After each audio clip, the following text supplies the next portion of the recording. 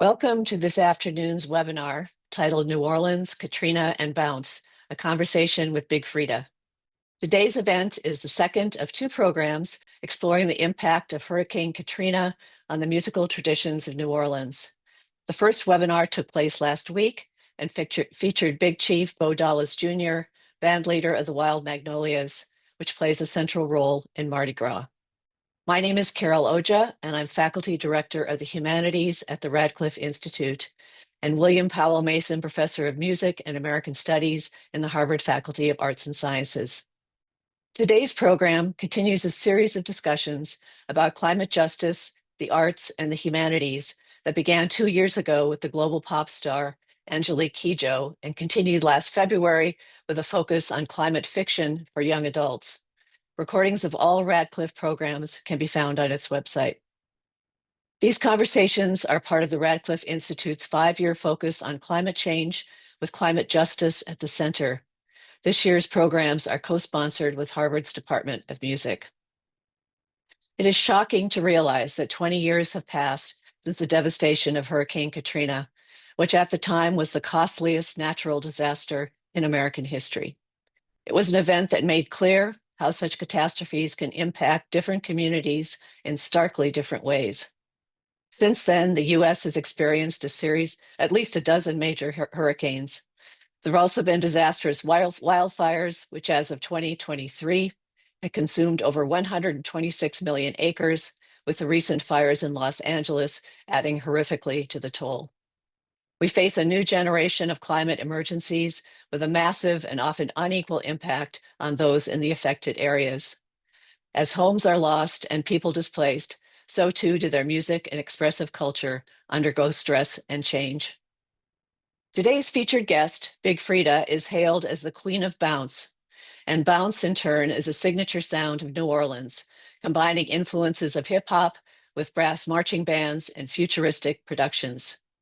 Big Freedia's latest album, Central City, was released in 2023, and it was preceded by a series of critically acclaimed releases, including Third Ward Bounce, Louder, and Big Diva Energy. She has also appeared on numerous high-profile projects, including Beyoncé's Grammy Award-winning Break My Soul and Formation, and Drake's Nice for What.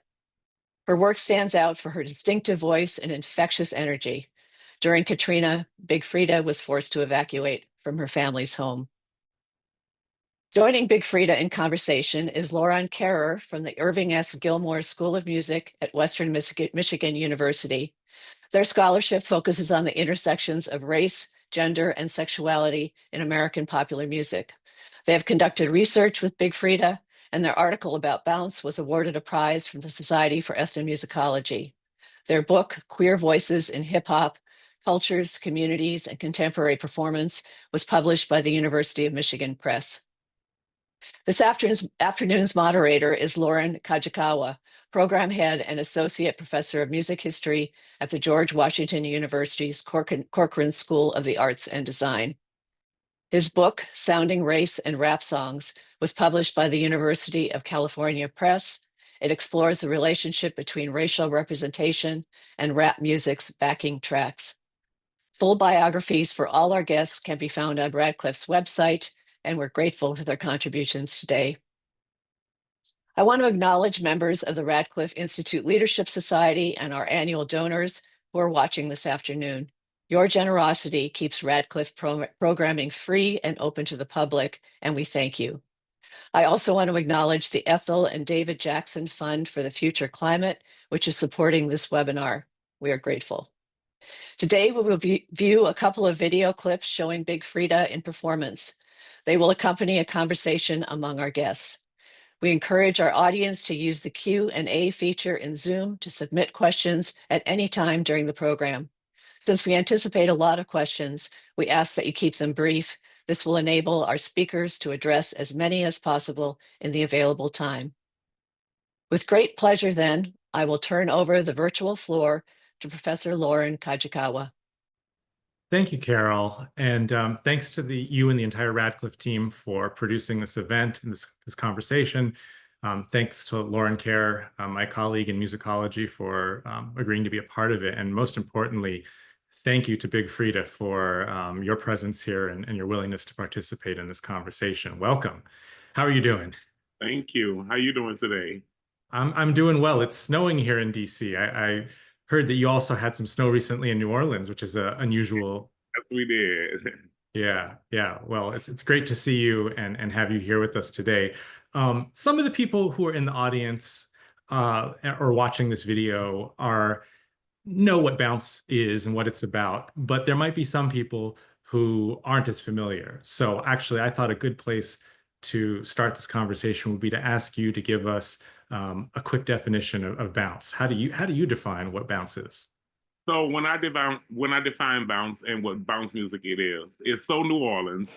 I define it as up-tempo, heavy bass, call and response, where if I call out something, you will respond to it. And it's infectious and it has a lot of great energy, and we love it here in New Orleans. We've been doing it for a long time.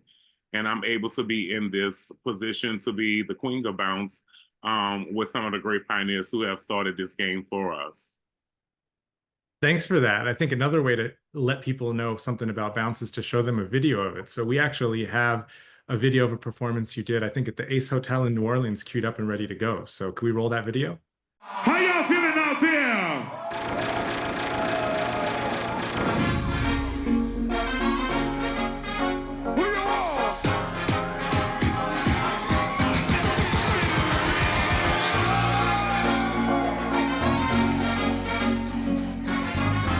Say what? You got some. She wanna.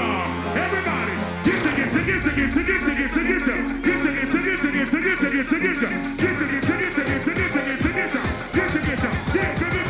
It goes yabba dabba, yabba dabba, yabba dabba, yabba dabba.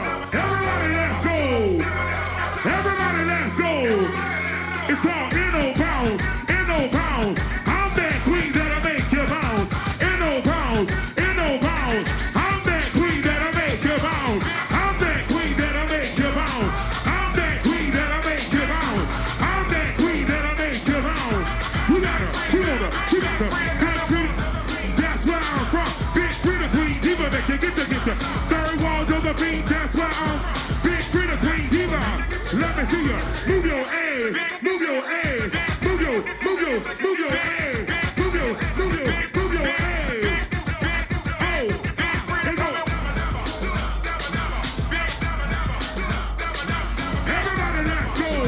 Come on. Everybody, let's go. Let's go.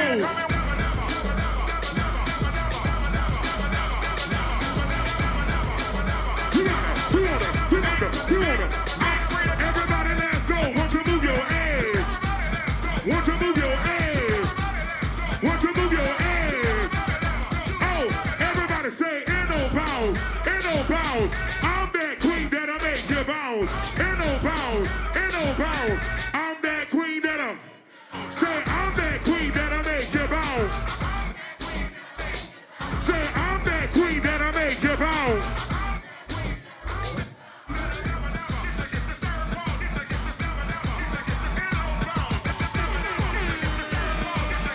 Let's go. Inno Bounce. I'm that queen that'll. Say Inno Bounce. Inno Bounce. I'm that queen that'll. Third wall to the beat. 10 walls. St. Thomas 6 walls. 4 wall. I'm a real. You got her. She on her. She got her. She on her. She got her. Do it for you. Do it for you. Do it for you. Do it for you. Do it for you. Do it for you. Do it for you. Oh. I'm that queen that'll make you bow. Girl down. You heard me? Love it. Lauren, you've attended a couple of or more of Big Frida's shows. What can you tell us what the experience is like and share a little bit from your perspective? Yeah, I would love to. So I've been fortunate enough, Big Frida, to see you in several cities, never in New Orleans, unfortunately, but places like Richmond, DC, and as far north as Boston. And I think that you really touched on it when you said, when you describe bounce, you talk about it as a culture, right? Not just a musical practice, and that dance is so integral to this practice. So if you are at home and you're watching this video and hearing this music and you're not moving your body in some way, you gotta fix your sound on your system or something, because this is music to move to, right? And so there's no idle standing by passive participation. You have to be involved in some way. And I think, Big Freedia, one of the things that makes you such a charismatic performer is that you lead by example. So you're not only inviting the audience to participate with you with your instructions, move your ass, right? But you also demonstrate that for us, as you're a very good dancer yourself and have broken the Guinness World Record twice for largest number of people twerking simultaneously. And I think, and when you think about bounce moving outside of New Orleans, the dance styles actually have been some of the first things to that many Americans outside of New Orleans started to become familiar with. So in my field work, I've taken videos, attended concerts, and I have a clip of a film I shot at a show in Richmond in 2018 that I think helps to encapsulate some of that energy that you bring on stage from not just your rapping, but your dancing perspective as well. So maybe you can watch that clip.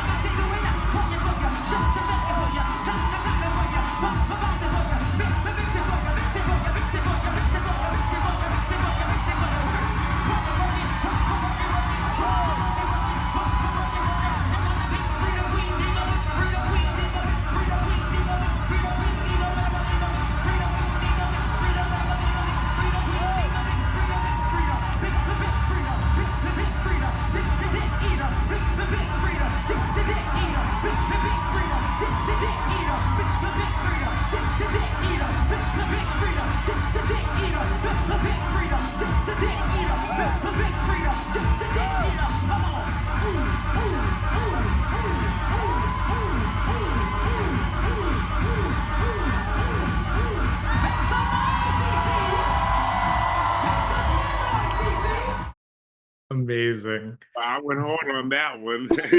What do you, any reactions from you seeing that, Freedia?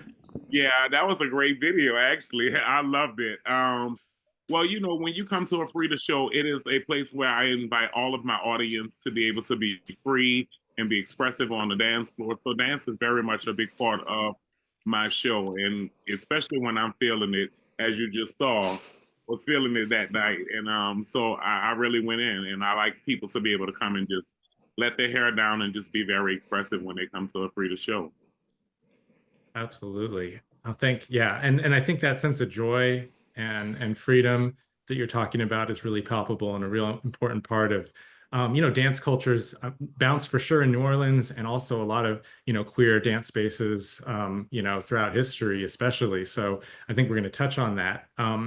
So we've talked about, got a sense for the joy, got a sense for the movement. And what I want to do is open up a space for you and Lauren now to have a conversation, because your career as an artist, as a musician, as you were coming up in bounce, that also intersects with Katrina, which is kind of the topic that brought us together today. And so I think I'd like to maybe turn the conversation now and ask that you talk about some of your experiences, your personal experiences with that. And I don't know, Lauren, if you have a question you want to start with, or if Freedia wants to just pick it up from there. But I think, because I know your professional career, as you were getting started, that's right when Katrina, happened. So maybe it'd be helpful to talk a little bit about the state of bounce just prior to Hurricane Katrina and where you were at with that.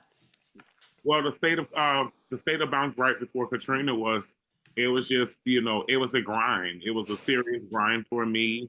I was running clubs every night of the week, and so I was on a grind of, bringing people together, doing all these different types of parties here in New Orleans, and just really representing and putting on for bounce music. And when Katrina happened, of course, unfortunately, Katrina displaced us all around the world, but it also was able to allow us to spread the music all around the world because we were displaced all around in different places or whatever. So when Katrina happened for me, my story We slept on the sidewalk. We slept at the convention center for 5 days. We slept on a bridge. We had to be like transported by boat out of my home, which when the water rose. So it was a very traumatic story for me and for my family. It was me, my brother, my sister, my uncle, and my niece who was only 6 months old. And so we traveled and we did the things that we had to do to survive and to get through. It was a very tough time. Once we finally got, to a safe place or whatever, they like took us on this big cargo plane where like they dropped stuff out of the plane. That was my first time riding on the plane like that. And then we finally got to an Army base way in Arkansas. And so, it was the start of a whole new life for us, once Katrina happened. You have spoken really eloquently about your experiences in that moment, in your memoir and other places, and I just want to acknowledge the trauma. And it's challenging to have this conversation without re-bringing up that trauma. But I think it's when we're thinking about climate change and the impact on, we're not just talking about the impact on the arts, but on individuals and communities, right? So thank you for being willing to share those experiences so that we can learn from them, and the experience. What was sort of your thought process after being evacuated and trying to get resituated? How did you start thinking about getting back into your music? I mean, at the time I didn't know what was going to happen, so I was just like lost, not knowing how would I survive, how would I get people to come back home to start this all over again. It was like starting from scratch, and it was very disturbing to know that I had worked so hard, and just within the blink of an eye, it was all just gone away. And so I had got a phone call from one of the clubs here in New Orleans, which was Caesars on the West Bank, which was the only club not damaged at the time. And so the promoter had called and said that he wanted me to start a Friday night and or whatever, and he wanted to just give me the night. And so he was like, let's come up with a name of it. I said, well, let's call it FEMA Fridays. And so we started calling it FEMA Fridays. And that's the way that we started to recruit people to come back home. I started to the FEMA Fridays, and then I said, well, we're gonna call this Big Freedia FEMA Fridays. And I started to go to different places. Once, I was in Houston. I was going back and forth to Houston. I was going back and forth to Atlanta. And I was telling people, come back home. We gotta start getting our city back together. We gotta start rekindling the sound of bounce. And I just did that and kept grinding and kept grinding and kept grinding until people started coming back home. And the lines that we had for FEMA Friday were down the street around the corner because it was the only club in the city that was rolling. Yeah, a lot of folks have talked about how in the immediate aftermath of Katrina, like clubs were literally damaged, destroyed, couldn't reopen, but also musicians, a lot of people lost their instruments, right? Like they lost the tools of their trade that they needed to perform. And one thing that a style like bounce brings is that you can, if someone has a laptop and can hook it up to a speaker and you got a microphone, you got a party, you can get going, right? Do you want to talk a little bit about how bounce in particular was, so I'm thinking about how Sissy Nobi, for example, claims to be the first live musician to start performing again after Katrina, but I imagine there were a number of you that started to get active as soon as it was humanly possible to just start bringing live music back to the city. Can you talk a little bit about what that experience was like in terms of how the crowd was responding and how it felt to be back up on stage? Oh my God, it was unbelievable. The response that I would get when I got on the microphone was like, I was the choir director and I had my choir and they were ready to blow. It was like we hadn't sung for years. And when I would say one thing, it was like the roof was gonna come off the building, how powerful the response was. And I was really excited for just to be back on stage. So the energy and the audience, interaction with me, it was unbelievable. It was it was so dynamite. You know, people were excited just to even be outside and to be able to see each other. When I would arrive to the club, it was kind of like Michael Jackson had came or something. You know, it was like people running up to me, people who hadn't saw me. And you know, it was a reunion of people coming together and bringing the sound of bounce together, and also just being able to see each other. Yeah, yeah, I can't imagine like how powerful that was, especially in those first few months after September. You also mentioned though, because so many people were displaced. Um, I mean, when we talk about Hurricane Katrina and the aftermath, in terms of what it did for bounce, is that there were a couple of positive effects, not to find a silver lining if you can, right? In terms of having people displaced to places like Baton Rouge or Atlanta or Houston, like I know how Sizzle ended up in Dallas for a while, I think. It brought artists to cities outside of New Orleans, and it brought audiences to cities outside of New Orleans that created a new demand for a style that had previously been pretty local and pretty hyper local and Yeah, specific, right? but it was only here in New Orleans. Bounce was so local that it was local New Orleans. And so when we were able to be displaced in all of these different places, the sound of bounce traveled all throughout the world. Everywhere that we went or everywhere somebody was from New Orleans, people was like, oh, what is that sound? What you're listening to? And so all of us New Orleans people, of course, we love to, brag on our music and brag on what we do. So we started to spread the sound of bounce music everywhere, and there was people wanting to know what it is. Teach me how to do it. Teach me how to dance, like that. And so that's how the widespread happened, and we were just very grateful for that moment.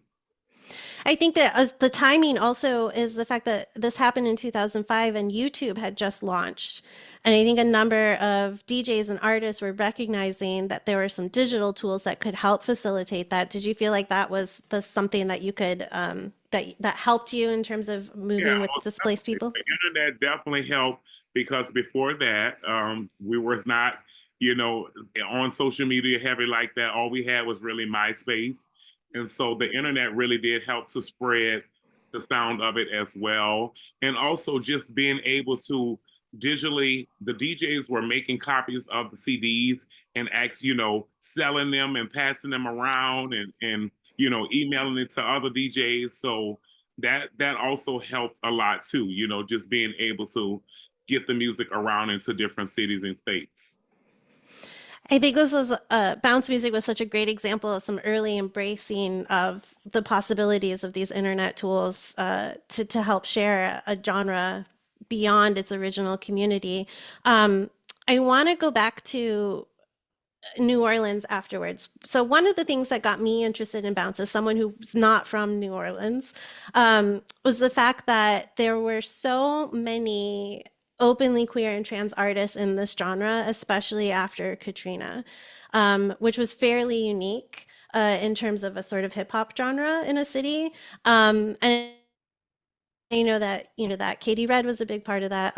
There are just so many people that found a moment after Katrina to make these artists kind of a focal point in a way. And I know that you've talked in the past about some people have called this style sissy bounce, yeah. And some people we don't want to use that term, right? Do you want to talk a little bit about the role of queer and trans artists in this moment? Yeah, most definitely. So, Katie Red was the first trans to come with the sound of bounce music here in New Orleans, and they put Katie Red on, and Katie was my best friend. So, I was there in support of Katie. I went to the studio. I helped her to, do vocals. I helped her to travel and go to different places. But so that was the door open for a lot of us to even be here today. And so, then came artists like myself and Sissy Nobi and Valkyrie Dew. And then it just started growing outside of that. It was only like 4 of us, 5 of us. And then, there were younger artists that started to come out, younger gay artists that started to come out. So we were like the trendsetters to open this category up to be able to be queer friendly. And so, once we made our mark, there was no turning back. We had made the sound infectious. People loved it, what we did and what we brought to the table. And so we just started grinding. I know I started grinding and just, my background is coming from the church and coming from the choir and being a choir director. And so my sound was more different from everybody else who hadn't jumped in the game. Yeah, that's definitely true. But I think something about you also is that you seem to have been very willing to take any opportunities for performing outside of New Orleans, traveling. Oh yeah, most definitely. That's the way that we survive. And when you're a performer, you have to perform in so many different places and spaces. And so I'm always willing to bring my flavor and bring New Orleans with me everywhere that I go. Do you feel, since Bounce has been kind of being performed in other places outside of New Orleans, do you see an impact of that in New Orleans specifically? Oh, most definitely. I mean, the impact is unbelievable. Anytime I go any place or anytime I grab any mic, it goes down when it comes to bounce music. Oh, I can speak from experience. Yes, this is true. Yes, I have seen this. I'm going to jump in here for a second and just, I want to underscore something that came up a little bit earlier in the conversation, which was that it seems like Katrina, for all of the damage and all of the pain, and that it did, and many people lost their lives, their livelihoods, their homes. I don't want to underestimate that, but there was a way in which, in addition to that, almost the way like seeds would be carried in the wind, or a bird might get caught up in a draft and end up, very far from where its normal habitat would be. It seems like that similar kind of effect happened in terms of spreading bounce, so that these things are actually really connected, that like climate and culture are very much interconnected. So I just wanted to underscore that. And we did, we're going to have a separate Q&A section, right at the very end. But somebody did ask in the Q&A something that's really relevant to this about, did opportunities, especially for queer artists, post Katrina, like, did it change? Were things more open?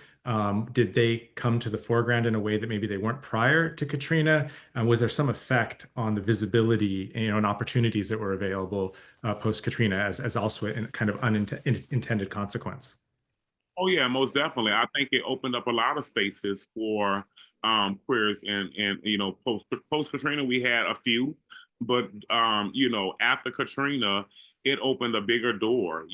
I was at every space there was. I was making my presence known and being very bold about it. And then it just was like every club wanted to call me once they saw the lines at Caesars and the response at Caesars. So it also opened the door for all the other queens to be able to come in and to break barriers. So definitely after Katrina, post Katrina, it was infectious that we were at every club, every space here in New Orleans, every venue. Yeah. We were winning the game, basically. Yeah. And can you talk, I guess I'm curious from your sense as a performer and somebody interacting with audiences. I mean, you talked about just the energy and how excited people were to see you perform. And I mean, can you talk, why do you think you got that reception? What do you think, bounce or music and dance in general, provides to people that made it such a powerful and sort of vital thing? Because a lot of people might look at this and say, look, I got more important things to worry about than, going to the club. Like, I got to worry about, my job or my house or these kind of material things. But yet there seemed to be something that was like also really vital about it. And I'd like to hear you reflect a little bit more about that. Music is a sense of comfort, even in the toughest time when we're going through stuff. Music, we can relate to music. It can make us feel a certain way. It can make us move a certain way, especially when you're going through depressing times, or a certain situation. Music can help heal the soul. And so being able to just not be in the Katrina moment and just take out that, that moment where you can just forget about it, but you have to go back to reality. That was the club moment where people will come to the club, have a little fun, and then we have to go back to rebuilding our lives. And so we needed those moments. Those club moments were very important and very crucial in the time after Katrina, because we all were rebuilding our lives and all started over. A lot of people had lost everything. Some people lost family members. So those moments, just to take yourself out of that, they were very important at the time, just to be able to say, damn, I can just breathe for a minute. I can lay my hair down, I can party, and then I got to go back to reality once I leave back out of this club. It's so interesting that you make that connection between, your background in the church and having a sort of church-like experience, because you're not the first artist who has said that about Bounce. I mean, how can we talk about this sort of live experience in that framework? Like, how can you talk a little bit more about that? Say that again. Like a Bounce experience and its relationship to what one might experience in a church or something. Well, I mean, it's a big connection for me. It's a spiritual connection for me, because it's just like, when you're a choir director, you are leading the choir to sing the hymns or the songs that are being performed. And it was the same thing for me when I'm doing my Bounce music. I'm the choir director, and the audience is my choir. And so if I tell you to bend over, they're bending over. If I tell you to, do a certain thing, that's what they're doing. So it has a real spiritual connection for me. And when people come to a Freedia show, they say it's kind of like a Bounce revival. And so you can feel my church and my gospel, in my music. I feel like that needs an amen. Yes, it does. Amen for that. Amen. Thank you. That's such a great answer. Lauren, how about, this subject of maybe transitioning into a little bit, we've talked about the post-Katrina moment and Freedia's intersection there, but what about what's happening now? And I think that Freedia's been involved also as a performer, but also as an advocate on some of these issues around, climate justice and other social issues. So maybe we could talk a little bit about that. Yeah, I mean, I think an important thing to keep in mind about Hurricane Katrina is that its impact was not, it wasn't equitable, if we could say that, right? There are certain communities that bore the brunt of Hurricane Katrina's impact, especially Black communities in New Orleans and lower income communities in certain neighborhoods. And that displacement that came as a result of that actually changed the demographics of the city, right? And made it so that a lot of the Black population was not able to return and rebuild. There were a lot of issues in the aftermath with gentrification and other things that have also impacted Bounce performance, because with gentrification has come new ideas about sound and sound levels and how clubs should function. And I wonder, Big Freedia, if you can talk a little bit about that. Yeah, most definitely. A lot of that is definitely happening and still happening, where we're being, gentrified, where we're being, put in certain areas of the city. A lot of people wasn't able to come back after Katrina. But, lo and behold, like I said, I was still here recruiting people to come back home. Let's stand up and let's stand for our city. I stand on a lot of these issues that's happening with the environment, a lot of social issues that's happening in the world. We're in Louisiana, where it is Cancer Alley, where a lot of these different plants are, polluting the Black areas especially, and to, make these areas be, giving all of our colored people cancer and the things that are happening. So I am very, involved in speaking on these different issues and to call out these different companies that are doing these things to New Orleans. I'm steady on the path of learning more and more about the environmental justice things that's happening and the global warming issues that we are facing. And as you can see, New Orleans is a place that really never snows, and to have snow that like we just recently had is unbelievable. We never saw snow like this one day in our life.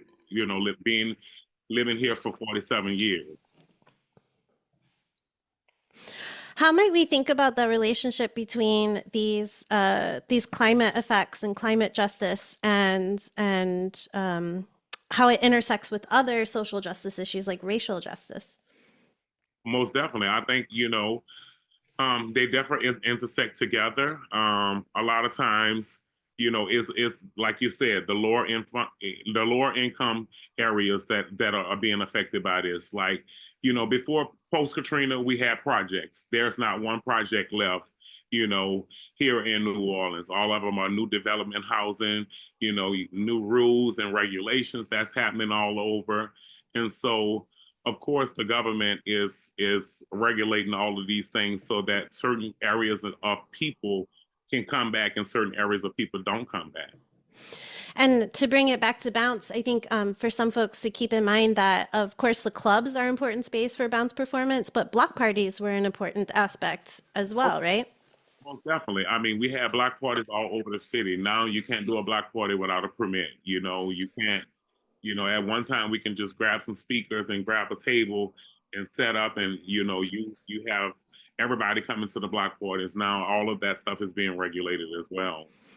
So I think it's helpful to make that connection between the climate concerns, and particularly Hurricane Katrina, had these impacts that we see later on down the line that may not appear at first to relate directly to climate, but like the environment has shifted because of that supposedly natural disaster, right? And so we see that impact socially and economically, not just in terms of the environment, right?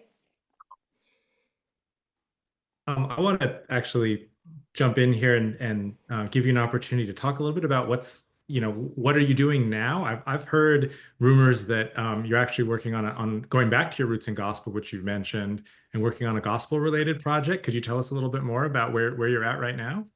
Yeah, so I'm actually about to get ready to release my first single on next month, which I am working on a gospel album. So just taking it back to the roots, just giving God the glory and the praise for being able to have me in this game for so long.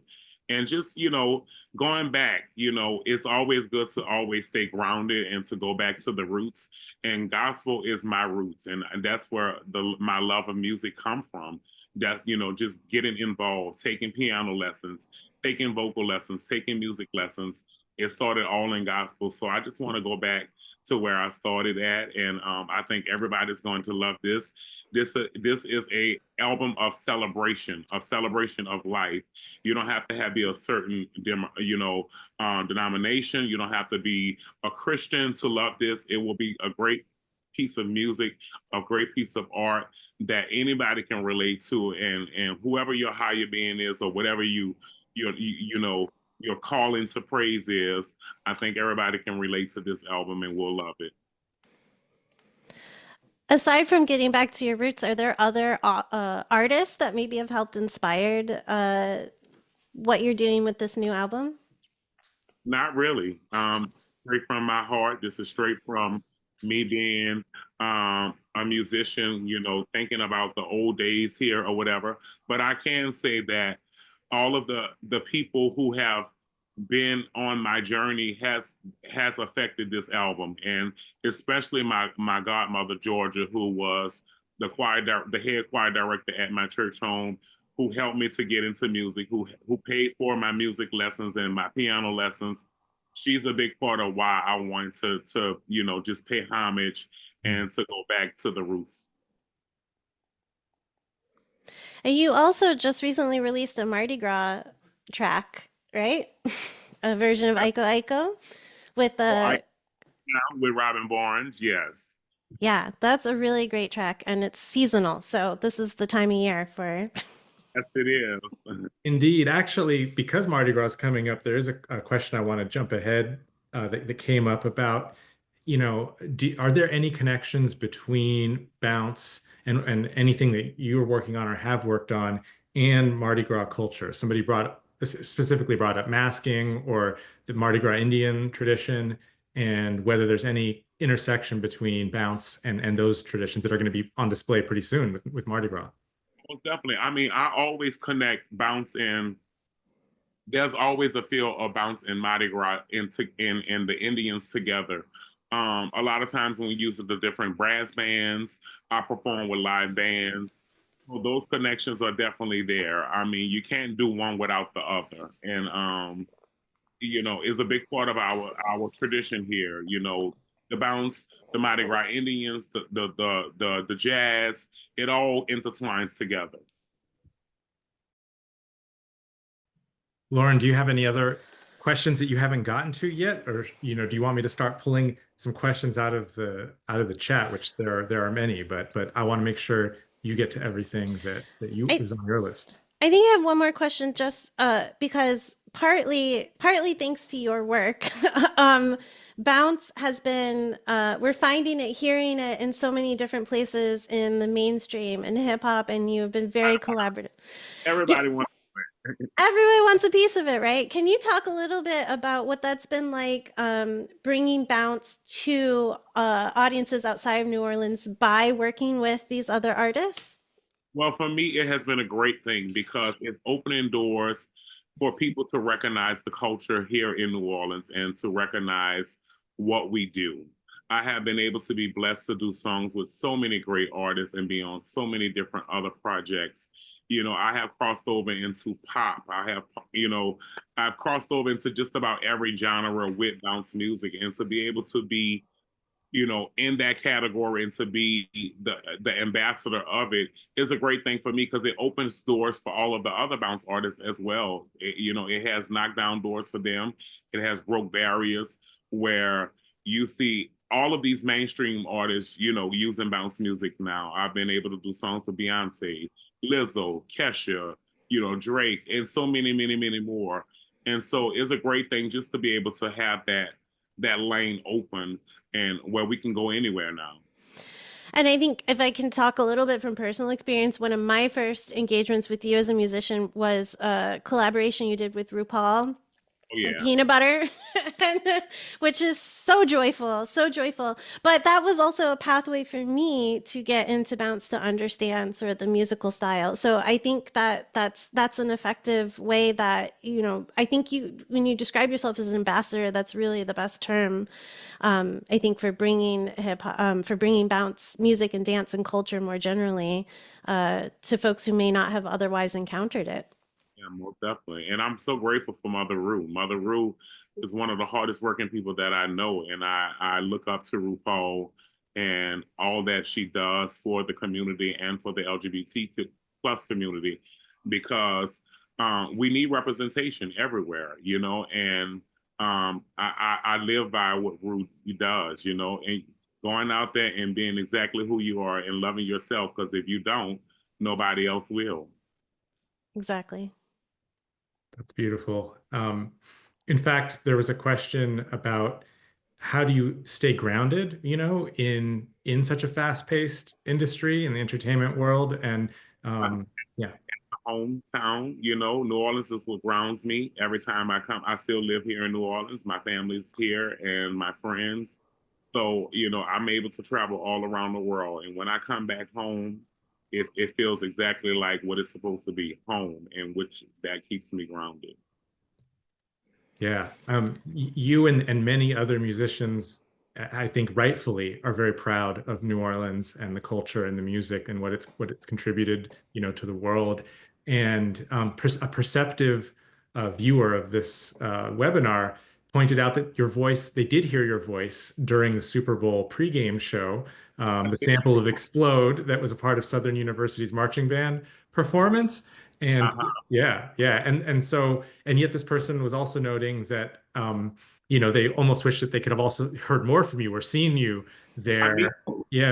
I was at home watching it on the TV and I was blown away, and I'm like, why the hell they didn't call me?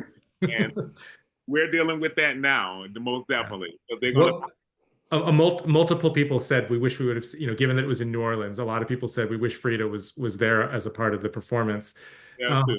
If you could, where can you talk a little bit about that and that reaction that people have? Where would you locate?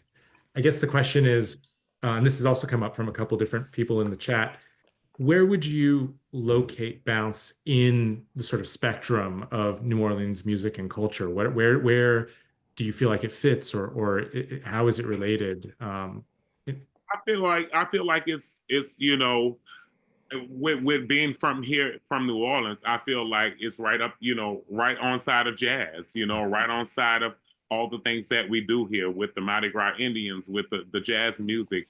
I think they are all equally connected a lot of times, but with it being the younger generation, bounce music is definitely at the forefront for them.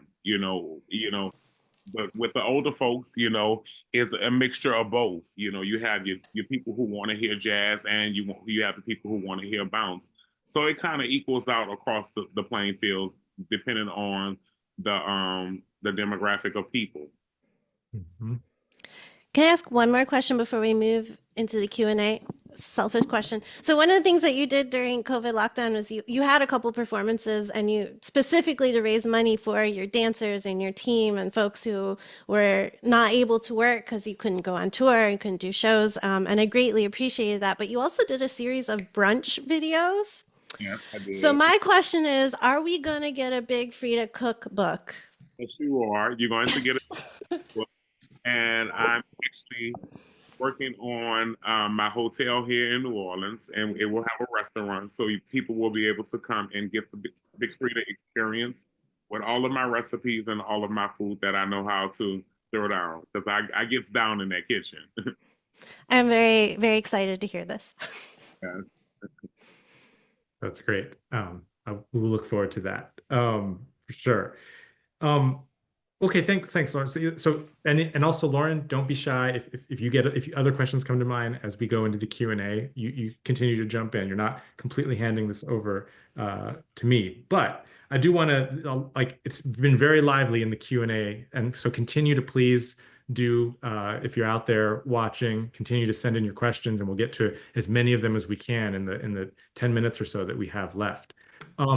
Freedia, one of the questions that has popped up multiple times is, whether you think music can be a tool for social change. And so have you seen music kind of moving the needle on any issues, and can music actually contribute to change? Most definitely. Music is a big influence, especially on kids and the way that they do, the things that they do. Music definitely can help change a lot of different things. Our influence in music, like I said, music feeds the soul. And so a lot of messaging in the music is what a lot of people even live by. Yeah. Absolutely. And I mean, I think that connects to some themes that you've already talked about what it means to people, and the kind of spiritual or cathartic experience that people get out of engaging with it. With respect in particular to the representation of queer and LGBTQ people, have you seen an impact in sort of music's role in that sphere in particular? Definitely, especially some of the songs and performances I've had, and the impact I've had on the music game, and especially in the queer community. I've definitely saw some change in just the issues that we face, and the spaces that I have been brought in. I've definitely been seeing things change, especially from when I was a kid to where I am now. I saw a lot happen and change in the queer community. What are some things, I mean, this just makes me think, you must have heard from so many fans over the years. What are some things that people have said to you about, if you're willing to share, about what your music and your presence has meant to them? Especially a lot of kids who were not out, were able to connect with their parent. My mom and me, our story being on my TV show, how connected we were, how many people say how they got connected with their mom and with their family. Just being able to be bold and be themselves and be unique and different. I hear all kind of stuff, and kids come up to me and tell me all kind of different things, even adults and parents, how they've been able to connect with their kid just from my story. So it's a great thing to experience, and it's a great thing to hear the feedback sometime of, you know, what my life being able to be on TV and just being out and proud has done for other people in their story. Mm, mm. Thank you for that. In fact, Miss Vera got a shout out in the Q&A, and so there was a question about, given how just how much craziness there seems to be in the world today. What advice, somebody wants to know what advice you think Miss Vera would give us at this moment in history. The same advice she gave me: go out there and show them exactly who you are. You know, don't give up. You know, my mom used to always say, you know, you got to be you. You are different. You are unique. You are, you know, I made you, and I want you to go out there and show them who you are. That was always her line, just to, you know, get me back out when I just felt discouraged or I felt like I was, you know, it was me against the world. She would always pick me up and help carry me back out there. Mm, mm, mm. Yeah, yeah. Thank you for that. And you're lucky to have, have had her support for so long, and people definitely really connected with her through your TV show, and so yeah, that's very beautiful. I've got a kind of lighter question. People, especially after seeing the video of you in concert that Lauren took, you know, how do you take care of your body? Do you ever feel aches and pains for Oh as yeah. hard as you work out there? Yes, indeed. I mean, just the endurance of traveling, you know, stepping from plane to plane, hotel to hotel, stage to stage, you know, it's definitely tough on the body. The most important thing is to rest when you can rest, and that's how I get through. But of course, yeah, try to do as much natural things as you can, and the endurance on stage keeps me, the adrenaline going and the exercising going, just being able to be on stage. So I like to be out and performing. I hate to be at home and for a long period of time and get lazy. There was one show that I saw you, I think in Boston, maybe you had a boot on your foot, like you had a leg injury. Yeah. Still high energy. Still, like you still brought it. I'm not letting nothing stop me. I'm about to break my neck with that boot on, but I still was there.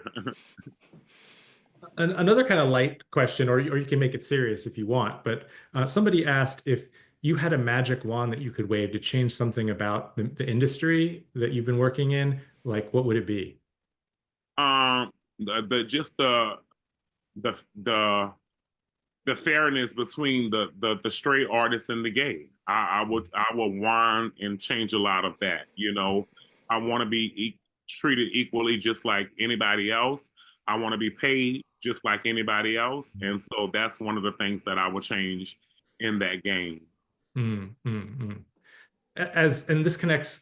Thank you for that. And actually, your answer connects to another question that multiple people had, which was about, bounce has certainly become more audible, right, in recent years. It's kind of, it's mainstream in a lot of ways. I mean, you hear it, not just, I mean, of course, you've heard it in, your presence in Drake's music or Beyonce's music has certainly brought it front and center. Whether people realize what they're hearing or not is another question, right? And so, can you talk a little bit about how you think bounce is evolving or its place right now? Where do you see it going potentially? What are some concerns maybe that you have, or just like where's it going? Like if bounce was your child, what would be your concerns, and what would you want for it going forward? I mean, I think that bounce will continue to evolve, and it will continue to spread. I think that the sound will eventually, have more dynamics in it.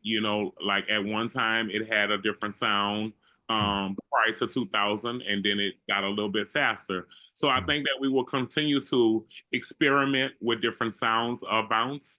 But I think it will keep evolving.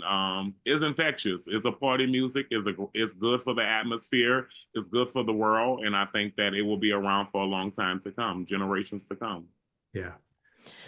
for folks who don't know, a lot of bounce music is based on particular beats, Triggerman beat in particular.